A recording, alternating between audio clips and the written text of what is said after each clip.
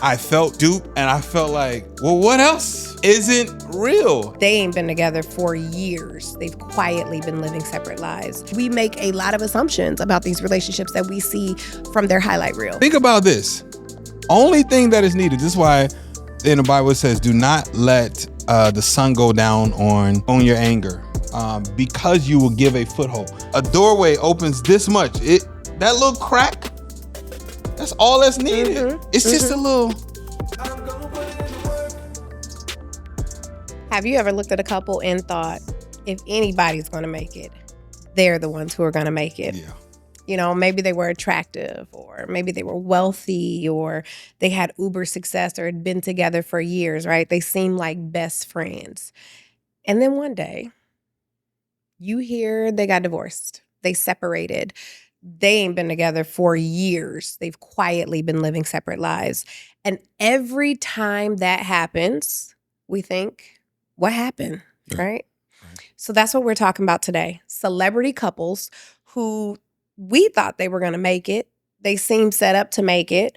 And somehow something happened, right? We want to talk about what those relationships teach us. We want to talk about the assumptions and the difference between healthy versus what actually looks healthy but isn't.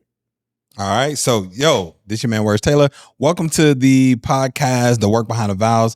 We got a great episode for you. I'm here with Wifey. I was going to say, can I get my introduction? I see you in your olive. Okay. Eyebrows on point. I see you out here. All right. Julanda Taylor, my co-host. Okay. This is the Work Behind the Vows, where we have real conversations discussing real life and the daily choices and the things that go into holding a healthy, healing marriage together. For sure. Okay. So today's episode is going to be a good one. It's going to be more serious. You know, we laughed, but this is a heavy topic that we're talking about. We talk about building marriages, right? And so today we are talking about couples that we thought would make it, right? What you'll see in the series is really us just kind of diving into celebrity life or other relationship lives and kind of talking about that. So let's start out with the splits that shocked us. Yeah. Okay. So the splits that shocked us, or the controversy or the toxicity that shocked us, right? Yeah. The relationships that we thought were solid that had an earthquake come through. For sure. Right? Yeah. So you have the list of the relationships. Let's go through that. Okay. So the first one that did definitely shock us was Willie Moore Jr.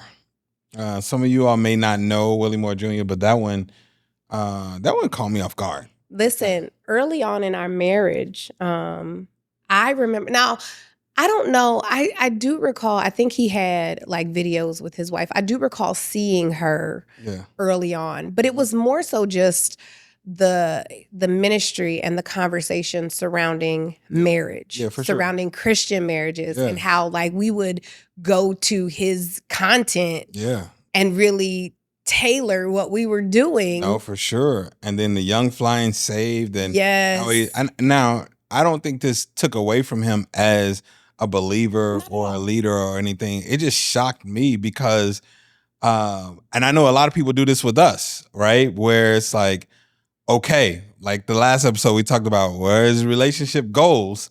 And then when you see this couple exhibiting what you believe, relationship goals. They had the faith, they had the physical, they had the connection, the relationship, the best friend situation. Yes. And then you see it not happen. It's like, dang. I think they even had longevity. Right. They've been together for quite a while. And my man works out. I seen the arms in person. Yes. So everything that I would check off on my list, I saw it there.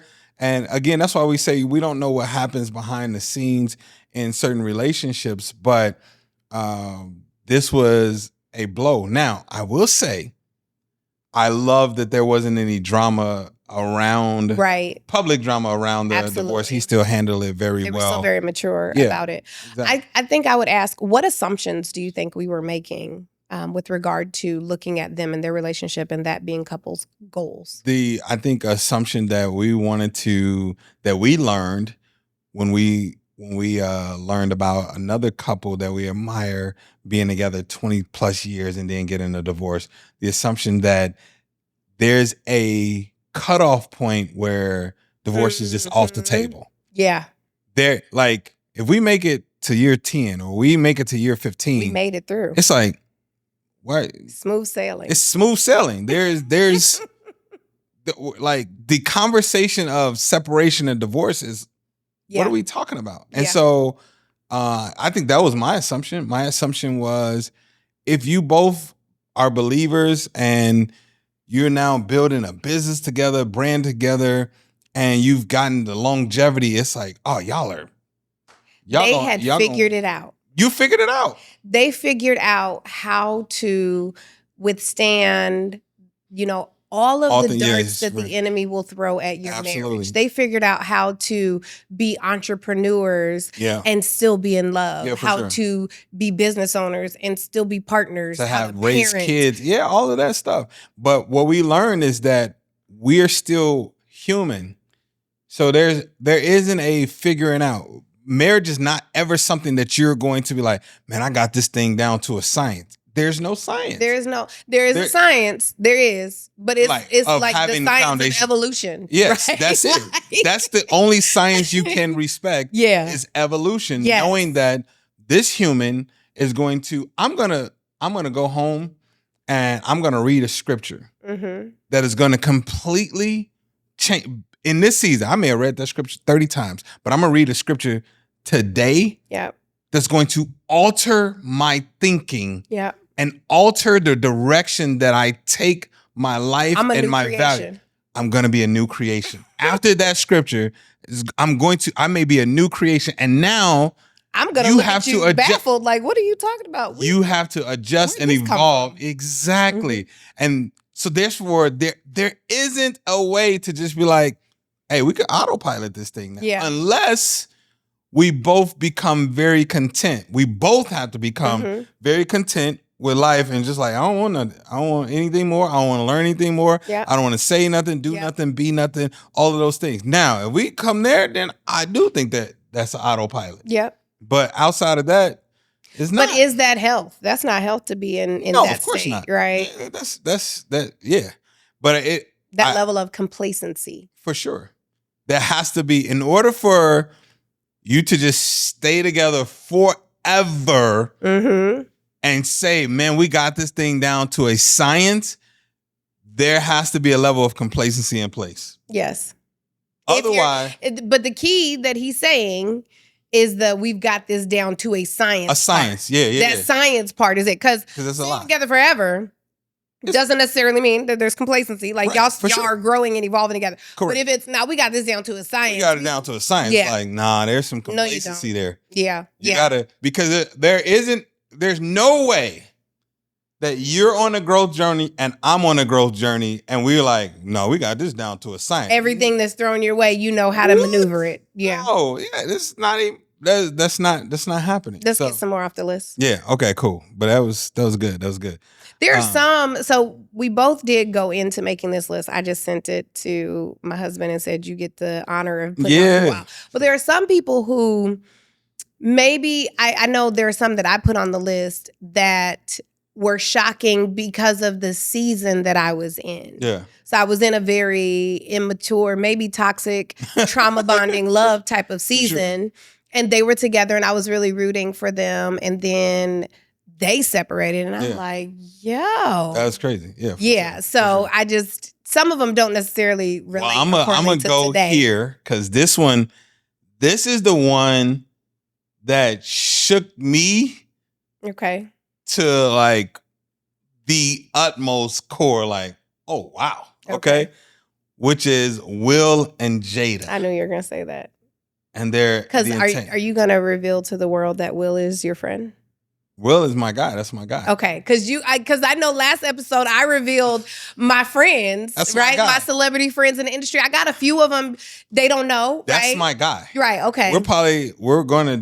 I'll be able to sit down with him and interview him. Yep. Okay. We're going to talk about the Work Behind the Vows. That's his friend. Okay. So I just want to point that out. So you all heard it here first. Okay. Cool. But all right, let me tell you why this shook me. All right. Because of what happens when you've been watching a person on TV I remember I could not wait until Fresh Prince came on. I'm watching the episodes. I'm going, the father, why doesn't he want me, man? It was like, and the hug and all of that stuff. And I'm like, yes, because I can relate to some of those things, but mine was with my mother. Can you go back into your Will Smith impression though of the why does he want me, man? It's like Oscar. And you see what I'm saying? You see what I'm saying? I do. And it's like, I'm a marry a nice honey without him. Yo, I made my first bucket without him, and I got pretty good at that, didn't I? And then the hell with him. The hell with him. Yeah, babe. And then, why didn't he want me, man? So the whole arc was amazing. You know what I'm saying? Yeah, so you did such a good job. Imagine being a kid and you're seeing this and you're seeing this emotional part. Like this, it felt so real. And I'm like, oh, I love him. And then I'm walking with him with his first movie. Yeah, throughout all the movies. See, a lot of people don't even know the first movie was the 6 Degrees of Separation. See, y'all don't know. Can I confess that I never watched it? See, okay, okay. And yet I do claim to be a Will Smith lover. Okay, so, but you're not though. I'm not. But you're not. Okay. Okay.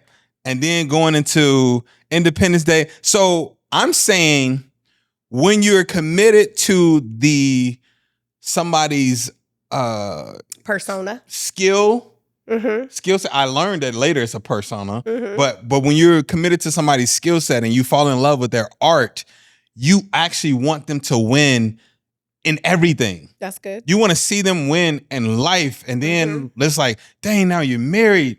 And oh man, you married to Jada. And you have your own individual admiration for this person. And you're like, oh, these two together? This is crazy.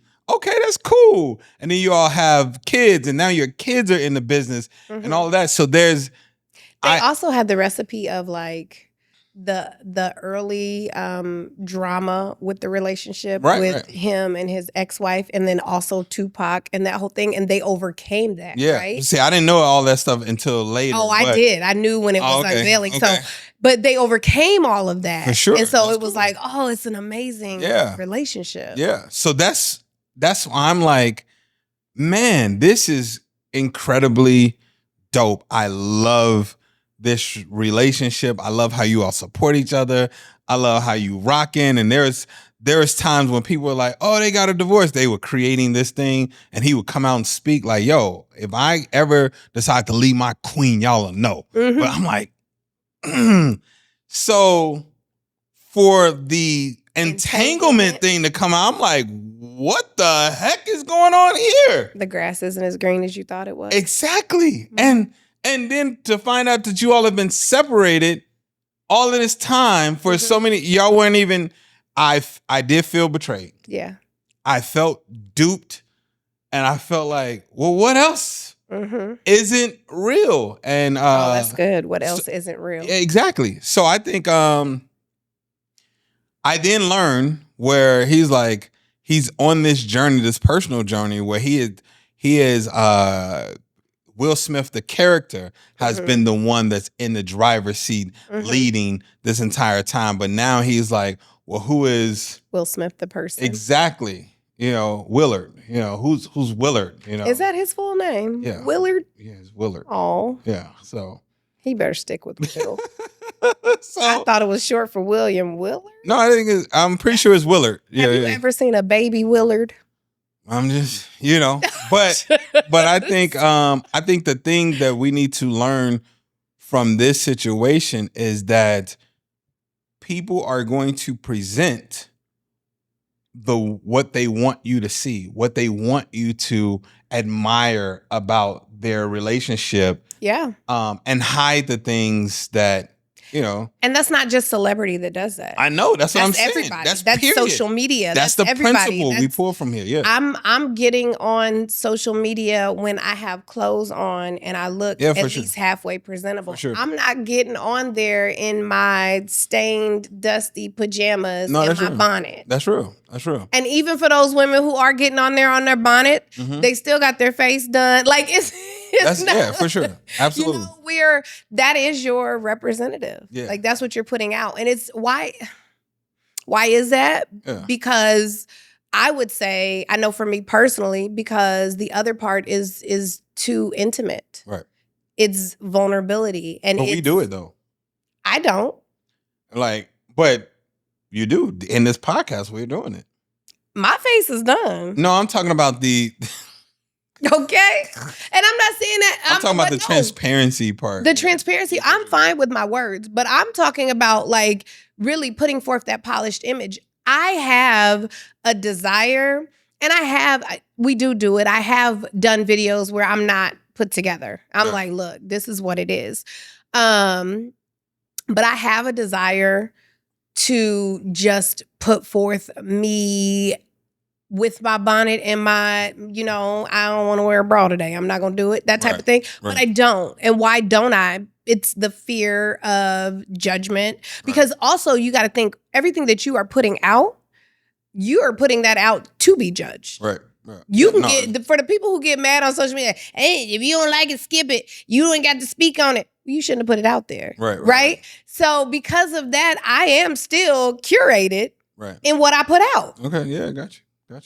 Yeah. But I mean, a great philosopher said, in order to avoid criticism, you must say nothing, do nothing, be nothing. Yes. So the fact, even the stuff we're going to say here is going to be judged and criticized and all of those things. And I'm okay with all that. Yeah, I'm fine with that. Yeah. But I'm just saying, yes, that's a principle to learn, is that in your marriage, this is why we have to focus on what is our thing. How do we create our thing?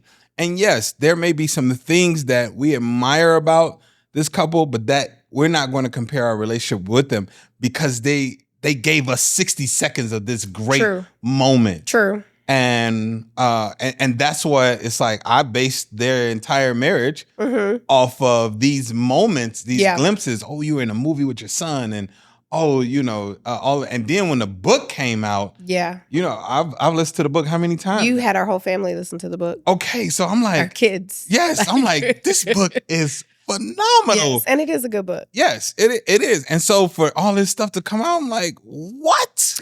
What is this? So yeah. So that's what I'm saying. I had this image that I wanted to keep, and that was ruined when it came to this situation.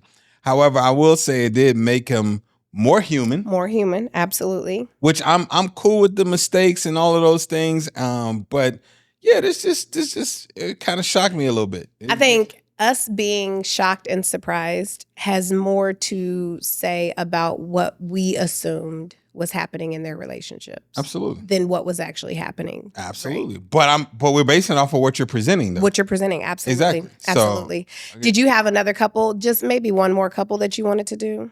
Yes. Let's do your people.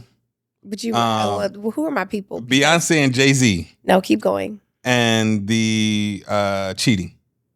Keep going. Give me all of the, because we're only going to do one more couple, so I'm going to pick which one. Okay, we got Beyonce and Jay-Z. Kevin Hart cheating on his current wife. That kind of okay. Switz Beatz and Mashonda. I don't know Mashonda like that. Yeah. So,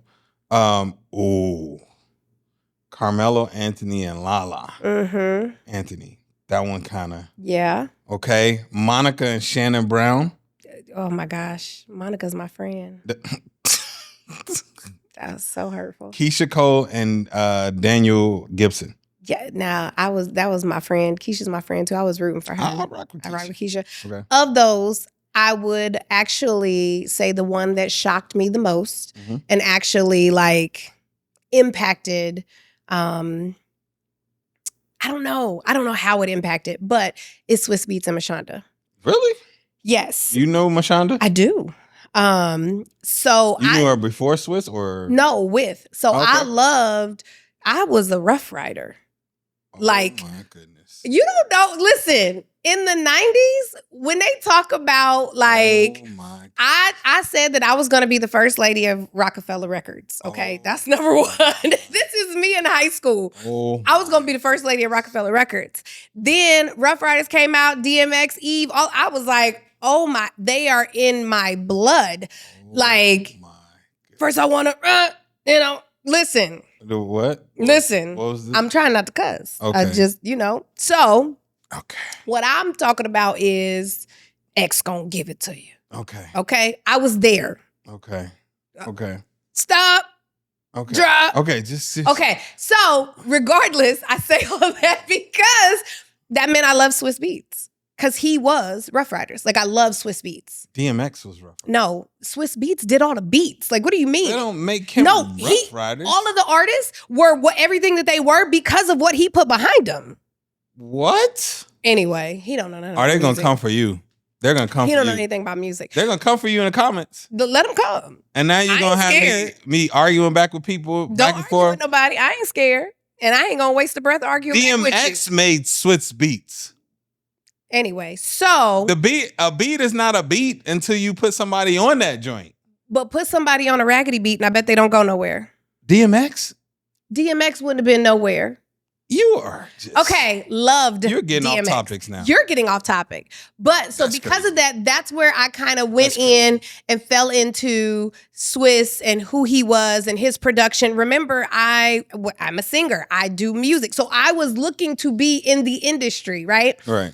Loved him. Found out he was married. They had, like, when I tell you, I started looking into her. She was beautiful, wonderful woman. Like, I loved their relationship and their connection. And she was not in the industry and she was holding him down and supporting him. And he was being faithful and all of that. And then he come out here with Alicia Keys.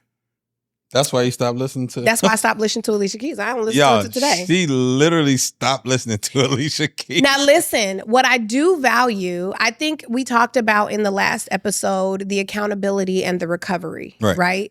And that not devaluing you being a couple goal or whatnot. I value how him, Mashonda, and Alicia have navigated this transition and their whole family dynamic. Yeah, for sure. Mashonda is very respectful. She's there. They hang out, like they do all of that. It was even, I don't recall who said it, but it was even reported that like it wasn't a cheating situation, that they were maybe had separated or something. And then he came out with Alicia. We don't know. We don't. What I know is I seen y'all together. And y'all were together, and I valued your relationship. Sure. And then you show up with what I, at the time, was calling Jezebel. Right. And I was like, how dare you? Oh, you do not infringe upon a marriage. Right. You don't come nowhere near that. What God put together, let no man put asunder, okay? Right.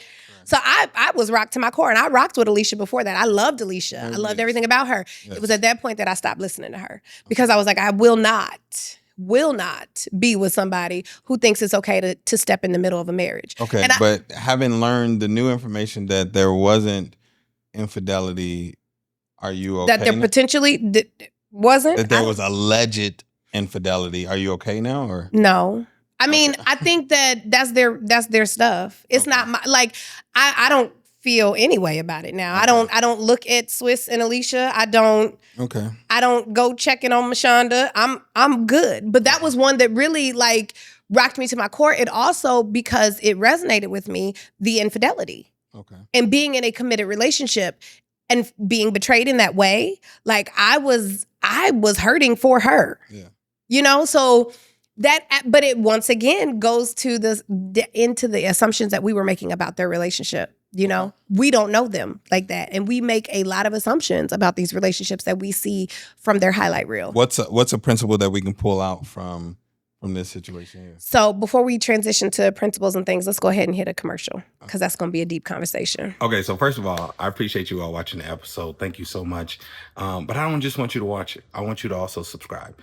I want you to make sure that you're subscribing to the podcast and that you're in tune with everything that we're doing. That's why my wife and I prepared a training just for you so you can get access to it. It's our marriage golden ticket. Well, we're going to show you how to start to reconnect, all right, and just restore your marriage the way you want to. So you can start reconciling, so you can start to have more intimacy, more healthy communication, all of the above, right? The marriage golden ticket. Only thing you got to do is go ahead and visit theworkbehindthevows.com or use the link below in the description, and we got you. You're going to get all things the work behind the vows, all things me and wifey, you're going to get it there. Let's get this work, y'all. Go back to the episode. Let go. And we're back. So I think your question before the break was, what's a principle that we can pull out from the 3 examples of relationships that kind of surprised us or shocked us? Well, all of these relationships, period. Yeah. So, the example that I would say is really to not make assumptions, like to not build a prototype of your relationship that's it right there, based off of what you see from someone else's highlight reel. Yeah, exactly. But to intentionally create your world and your reel and what works for you. Exactly. You know, and the ultimate prototype of what a marriage should look like comes from the Bible. Jesus in the church. Yeah, if we looked at that and we honored that, then we are literally creating what God ordained instead of what these people perceived marriage to look like. Yep. And that's where we get caught up. That's how we can get hurt, or imagine if I didn't have a relationship with God, or imagine if the Will and Jada thing had happened sooner before my relationship with God got stronger, and I would have had a negative image of marriage, and it probably would have maybe stopped me from getting married, or may have like made it okay for divorce in my head. Absolutely. Even if there wasn't anything happening, it may have made me like, you know what? Let me just listen. I will say that the scandal coming out about Jay-Z cheating on Beyonce, I literally walked around for at least probably a year saying, freaking Beyonce got cheated on. There's no hope for any of us. Oh, for sure. Absolutely. Like, I literally said that. Like, everybody's going to cheat because Beyonce got cheated on. Yeah, definitely. I mean, do I think that now? No. Right. Like, you know what I'm saying? But that's real. Like, that's how connected we become to these people and their relationships, that when things happen, they can literally alter our thoughts and our beliefs on the same topic. Exactly. And what happens there is, and this is when we start feeling something about these people's lives, I think this may also be an indicator that we have given them too much power. Yes. To the point of idolizing or adultery. Oh, which that's good. This is idolatry. Idolatry, right? What did I say? Adultery. Oh, I put okay. That's okay. Idolatry, right? So, which is one of the commandments, right? Put no other gods put no other gods or whatever before me, right? So now we have started to idolize these people to the point where we feel a way about how they're living or executing or not executing their life because of the expectation we have for them, rather than that putting that same thing into God and the principles that he already gave us. Absolutely. No, I 100% agree. I was going to ask a question so I agree with all of that. My question is, because, I'm very loyal. Like, I'm a very loyal friend and family member. And so my question is, am I wrong that it's like, if my family don't rock with you, I don't rock with you? So, like, for instance, Monica's my friend, right? So if Monica doesn't like somebody, I don't like somebody. Am I wrong in that? Because is that idolatry? Like, I'm asking for clarification purposes. I'm serious because these are my friends. Like, if you don't rock with somebody, I'm not gonna rock with them. Right. Well, I'm your husband. That's different. Because I love you, right? You're my friend too. Like, you know what I'm saying? Right. So, like, Monica's my friend, Sierra's my friend, Kadina's my friend. Do I have any other friends? I might have some more. I just can't think of them right now. But these are ones that, like, legit, I've, like, called you and I was like, oh my God, babe. So Monica said, No, and you were like, Monica? Who's Monica? My friend. I was what like, are you talking about? Monica got divorced. I'm like, Monica, who Monica? Monica. Like, what Monica are you talking? We don't have any friends named Monica. Well, Monica Brown at that point. But yes, anyway. I'm like, just asking. So let me know, like, talk to me, because I'm asking for real. Like, I just want to know, because I'm very loyal. That's just a quality that I have. That's what God gave me. But let's transition to the question of what are some traits that we believe or we have been taught guarantees a successful marriage? And these may not be real. These may be myths. Guarantees a successful marriage. There's only one thing that guarantees. Not actually, like, we know what guarantees. I'm saying, what are some traits that we have been taught or we have thought guarantees a successful marriage? Like, they got money. You got money, you have a successful marriage. Okay. I thought you were saying, what is the thing that guarantees? And I'm like, God, right? That's it, right? But that we thought, yeah, for sure. Like, because that's why these relationships surprised us, right? Because for sure. we thought they possessed. If you all are both financially stable and you're both bringing in your own money or whatever, and you are successful, then I had the thought that guarantees that you're good to go. You're both physically attractive. You're both physically attractive. That guarantees. We're talking about Will and Jada are both physically attractive. We're talking about B and J. That guarantee. You all are both physically attractive, and you have your own. You said who? That's why I said it. We're talking about B and J. Like they're both what? Physically attractive. What? I only brought that up as a joke. This has been an ongoing debate in our house. I definitely had a love affair with Jay-Z from the age of 13. And so, yeah. That's crazy. Yeah. Keep going. But yes, both physically attractive. No, he's not in that category. That's why I didn't use him as an example. I said Will and Jada. It's like, Jay-Z? What? Jay-Z is. Well, I mean, as a billionaire, yes. His swag is on a million. Like, that's what I'm saying. Like, that's crazy. What? All right, shoot. Or like they have great chemistry. If they have great chemistry, they gotta be together forever. No, for sure. That's a successful marriage. You would think that's a guarantee. Absolutely. They have shared hobbies. They do the same things. For sure. They love the same things, right? Yes. It's a guarantee. Or you have kids or whatever. You have kids. Or you have longevity. Yeah. Y'all dated for 10 years before you even got married. So y'all been through all the ins and outs. You know, how many times have we heard a relationship, and this ain't even celebrity, this is just people in general. They dated 5, 7, 10 years, got married and divorced in 2. For sure. It was like, what? Yeah. Y'all were together all of that time. Like, how did that not work out? Or they're both Christians. That guarantees a successful marriage. Yeah, I would think if you're both believers, then that guarantees. Yep. Or they're best friends, or they have similar personalities, or they have great sex. Yeah. They're gonna get, like, these are all things. I think these are all myths, right? These are things that we believed guaranteed for sure a great marriage. And the reality is that there is no guarantee except God. Like, there really is. And even in having God, there is a guarantee that you will have a great marriage if you submit your marriage unto God and you trust His direction. That's it. Yeah.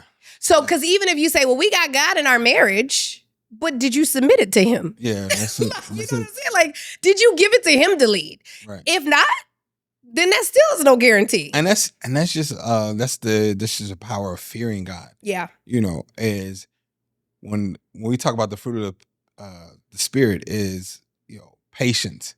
So now I'm willing to take on the identity of patience. Absolutely. In my marriage. That's a principle. Like, these are things that I want to display. Kindness.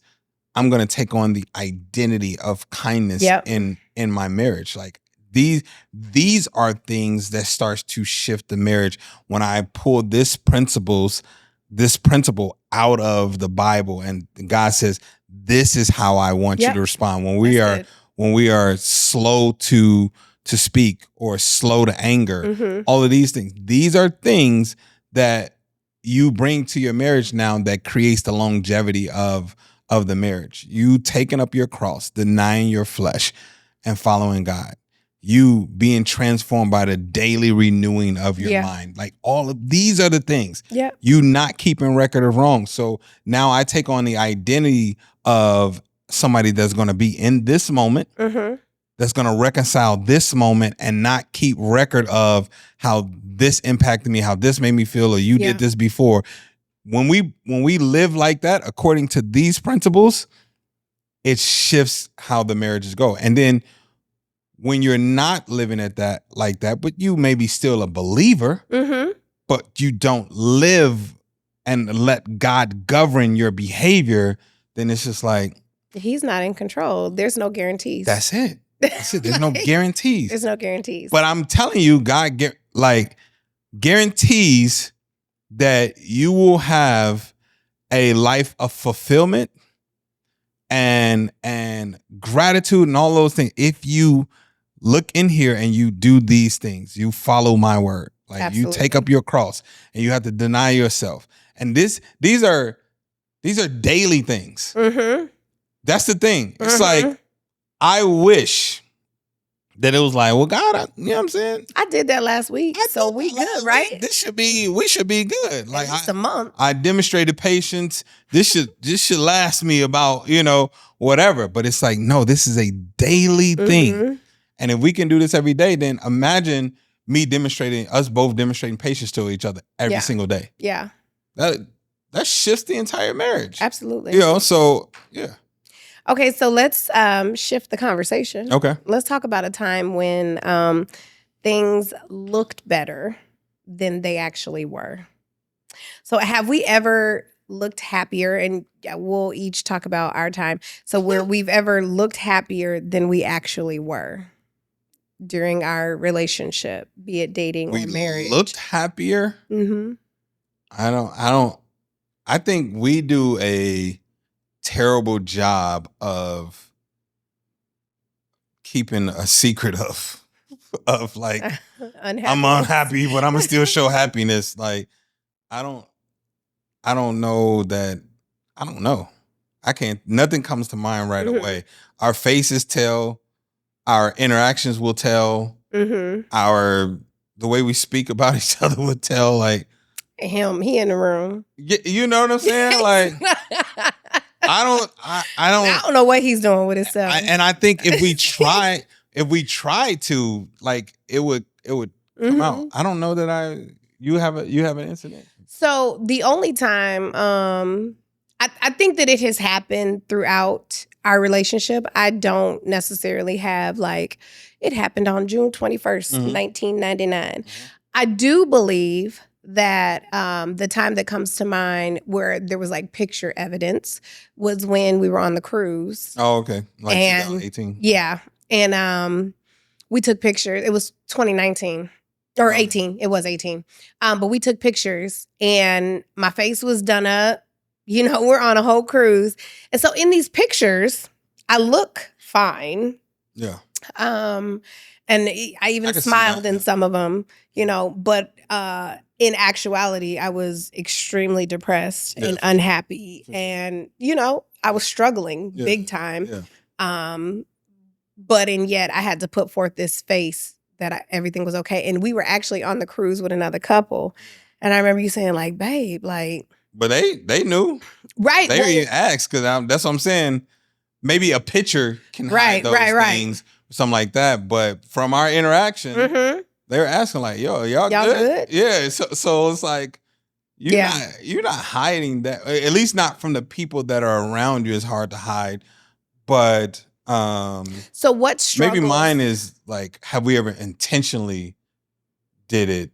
Maybe that's what I'm going off of. I haven't intentionally like we've been at odds with each other, but I'm gonna make it a point to look like we're not. Oh no, you know what I'm saying? But I can see that incident for sure. I am the one who we could have just had an intense fellowship and we got something on the schedule. I'm gonna just go to the thing on schedule. Like, I don't like you. Like, we're gonna go to this together and I'm gonna be just fine in there. And that's where you get the, well, they're gonna know, because I'm gonna be in there like, oh, where's your husband? He's over there.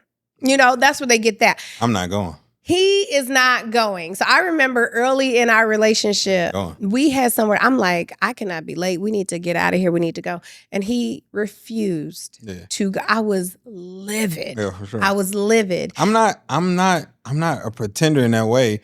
And I mean, I've gotten better to where we now have systems in place where it's like, hey, I know we need to have a conversation. Yeah. Let's have that. So we can still move on. I get that so we can move on past it. But I'm one, like, I'm not going to a place and we're disconnected. Yeah. That's just not me. I'm not going to show up someplace disconnected from my wife, or we're not unified, because that's the foothold. Mm-hmm. That's the door. I'm not going out. This is where we warfare in our home. Yeah. So you want me to go out of our home, separated, disconnected, vulnerable mm-hmm. into war? Mm-hmm. No, I ain't doing that. I'm post up right here, and we're going to work this thing out.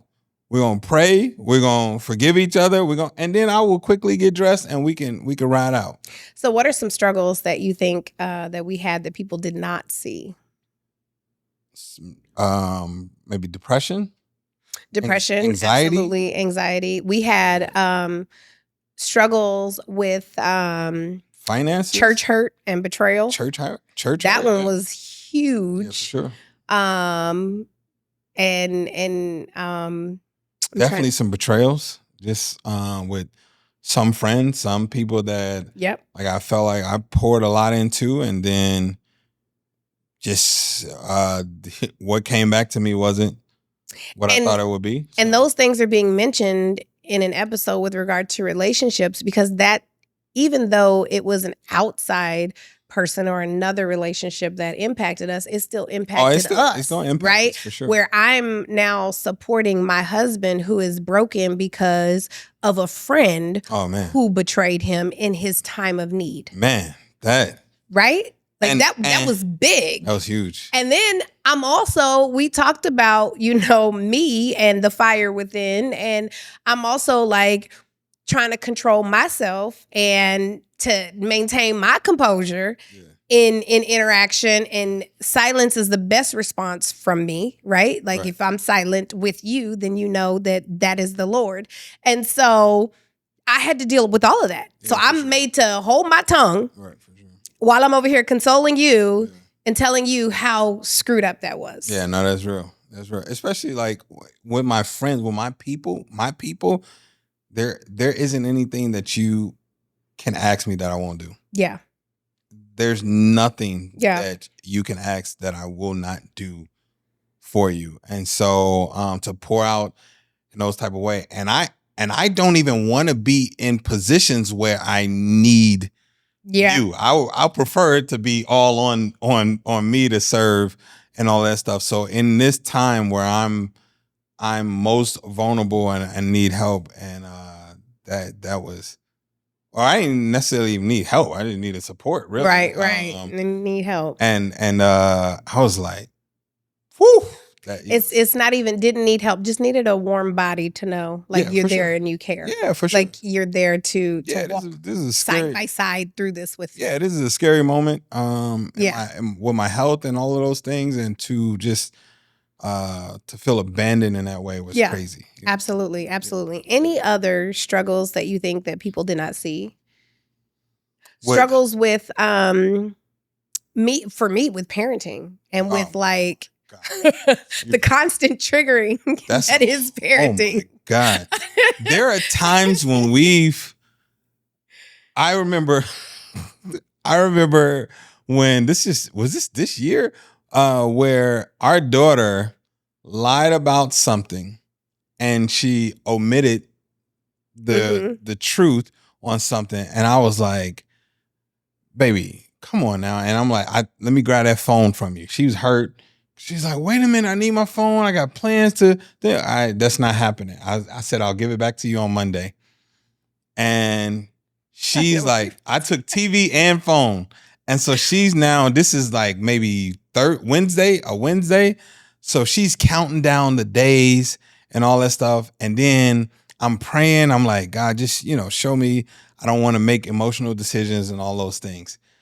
And then it hit me. And I told you, I think Saturday, I said, man, I'm not going to give her the phone back. I'm not going to give her the phone back. She's counting down when she can do TV and give her the phone back. And I said, she needs to know what it feels like to be betrayed. Be lied to. Yeah, and lied to in that way, and have somebody hanging on to your word and said, you said you were going to do this. You said and you meant this. And so Monday comes and she's like, okay, Daddy, can I get my phone? And I said, no, we're not going to get you the phone back today, baby. And she's like, what? But you said you were going to give it to me back on Monday. And I said, I lied.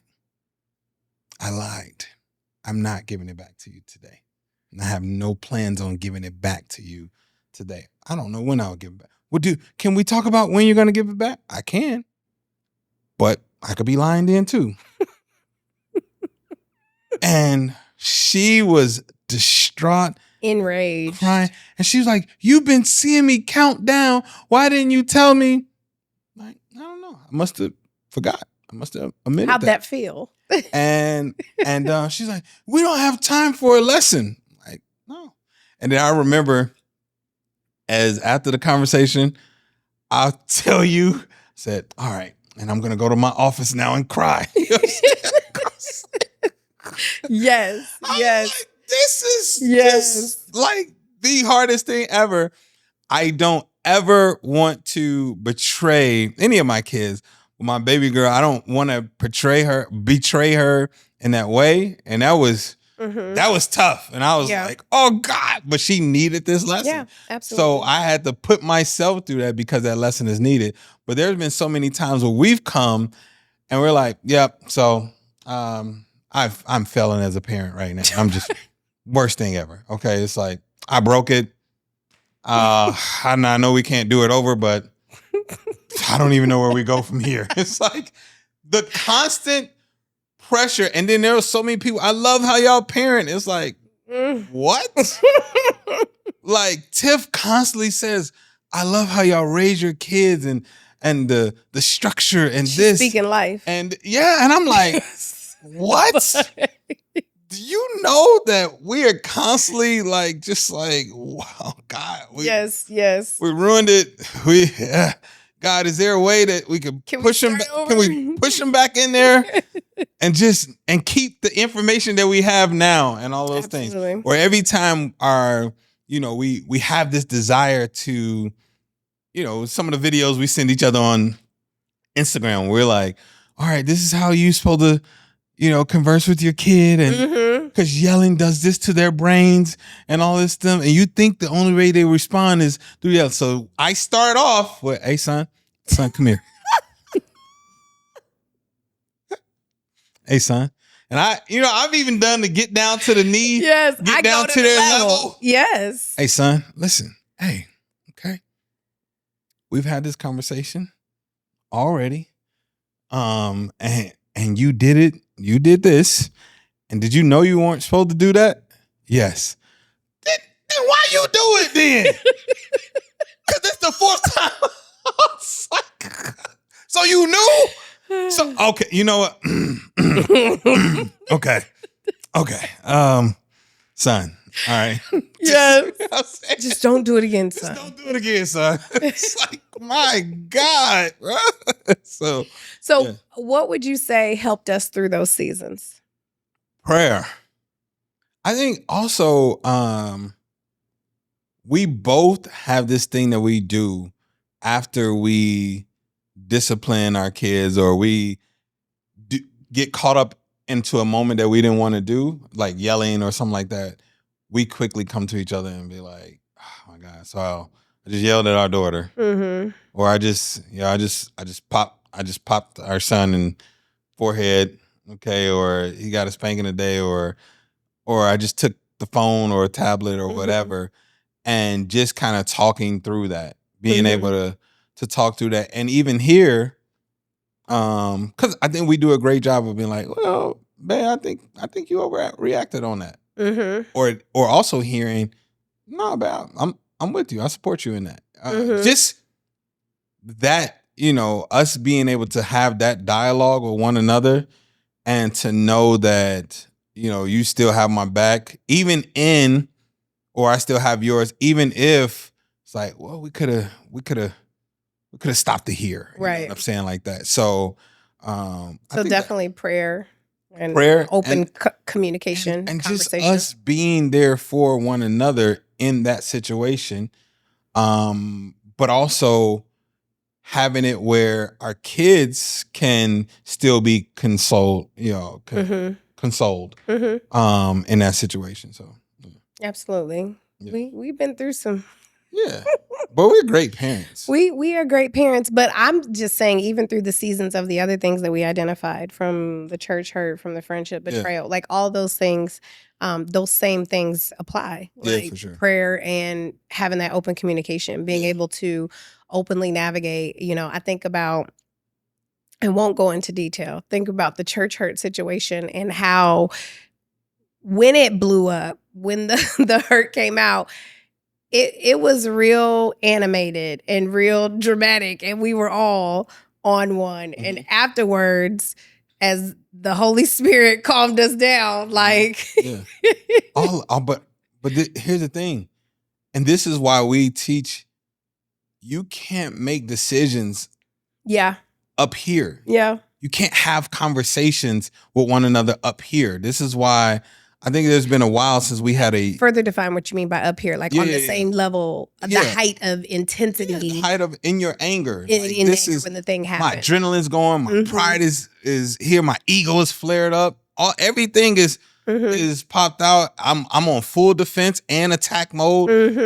And then now we think we're going to come to a resolution up here. Yeah. And it's like, no. But when you allow that venom to come out, when you pray and you worship, and or you walk or you work out, and you allow yourself to just come down from that, right? You actually see how ignorant or how small this thing is. There's so many we say intense fellowship. There's so many intense fellowships where I feel like there may be other couples that have gone through it that would have tapped out. Absolutely. And there's been some where I felt like, oh shoot, we're about to tap out. We're about to tap out. We're about to tap out of this situation. But we've learned, but we don't make that decision up here. We okay, let's bring it down. And then it's like, man, that thing was small. Babe, you know what? I'm sorry. You got it. That was that was small. That was ignorant. Yeah, you got it. You know what I'm saying? Like, cool. Yeah. And we can move through that. And I think that's what happens with a lot of things, even with the hurt of this, the situation of the person I was talking about. There could have been something huge going on in their life or whatever. I don't know, that caused them to be like, I'm sure whatever it is though, if we actually had a conversation, we would see that it's small. Yeah, absolutely. Now here's the thing. I can't trust you. I can't go back now. Right. I can't trust you with my heart as though you're going to hold it the same way. But I can forgive. I can move forward and all of those things. And I can see you, hug you, and be good. But we will learn that this is small. This is so small. There's so many separations and divorce that happens on small things. The devil moves subtly. Absolutely. And it's a whole bunch of small things. Think about this. Only thing that is needed. This is why in the Bible it says, do not let the sun go down on your anger. Because you will give a foothold. A doorway opens this much. That little crack, that's all that's needed. It's just a little. Hey, he was trying to. Now I know you were joking, but when you were saying like you're trying to parent me, it's like that little thing could be the thing that just like, see, he always did you, or she always did. And now that thing starts to become bigger, where it becomes so big, you start to try to identify it. Now you can't say anything to me, or I can't say anything. Everything turns into you trying to identify other ways. See, you trying to control me. You trying to control me. Mm-hmm. And then you create a narrative in your own head, and you make that narrative factual. And you'll see it everywhere. You'll see it everywhere. Because that's what you told yourself. Yes. Just like when you finally get a red car. Now, I haven't seen this little Volkswagen thing we have. I haven't seen them anywhere. I see it everywhere now. Now I'm like, this is actually a popular car. Why is everybody driving this little ugly thing? Okay. I could go into the science of it, but I'm not going to. Yeah, I know it's called the Raz something. Yeah, just keep on. Okay. But it's once you do that, once you identify something and you hold on to, this is why reconciliation is so important in marriage, because once you identify and you create the narrative in your head that your spouse is doing this on purpose, and this is their intention is to parent you, their intention is to deceive you, their intention is to manipulate you. Once you identify that and you create that, now there's so many other things. You're like, see here, it fits. I want out. You built your case. You created your own divorce. You created your own demise. That's it. It's over now. That's real. It was over. And you know what? And all of that was a self-dialogue. Yeah. Not once did you have a dialogue with your spouse. Yeah. It was a self-dialogue. And you like, yep, I knew it. You're telling yourself, I knew it. Did you know too? Now you saying stuff like we knew it. You got the devil in you. Okay? Oh my gosh. Okay, so before we wrap up, let's do our final commercial break, and then we'll come back with our final thoughts. Okay, gotcha. Yo, what's going on, world? So first of all, I hope you all are enjoying the episode, but let me get a quick little break. I want to tell you all, as you all know, healing is a lifestyle. So we want to tell you real quick about Shackley. One of the things that we used to try to do is, y'all remember these? You remember these? Where you would try to fill up these and you have different bottles and you pick your Monday, your Tuesday, Wednesday. Well, we're done with that. With Shackley, all right, and my vitamins, look at this. Prepackaged. And now, here's the dope part about Shackley. They're whole food vitamins, meaning they will actually spoil. Whereas you buy stuff off the shelf and it's filled with all type of metals and dyes and all of those things. Well, this is actually whole food, natural, and this is just for me. This is the vitalizer just for me. And guess what? We have this for each one of our kids as well. Our kids, prepackaged every day. Okay? Even has their name on it. So, boom, we rip it off. Another one comes out. Every single kid has one.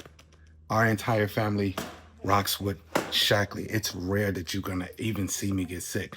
Not just for my vitamins, but because, I'm living a healthy lifestyle. And we want to help you all do the same thing. We put a link below just for you. Go ahead, check out our Shackley store. Also, we have things like for y'all that are trying to get your protein in. Shackley got you. Okay? We do a 5-day protein reset. Our family is all about Shackley. And your family should be too. I mean, if you want to keep them healthy. Let's get back to the episode. Okay, so welcome back. And we are wrapping up our episode today, the couples we thought would make it. And we've dived into the couples that kind of shook us or surprised us when they had turmoil in their marriages. We kind of talked about some stuff with us. And so I want to get our final takeaways. I just want to say that Will and Jayla have not said they're divorced. They haven't. So do you see them together? I'm just pointing out something. So what we do know that is truth about them is that when the entanglement came out, they came out and said that they were separated for quite some time. And we didn't know that they were separated when they were separated. Okay. We thought they were together. Okay. This going back to your thing. Okay. Do you see them together? Okay. Let's go. Your Honor, I rest my case. I would say my final takeaway is that healthy marriages aren't built on assumptions, right?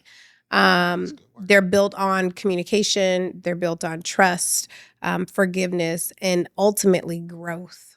Healthy marriages are built on growth, two people growing together in the purpose that God has created them for. That's it. I think when we understand that these are two whole people becoming one. That's it. It's like we are stronger. In Ecclesiastes, it talked about two are greater than one, because we're going to get more reward for our effort.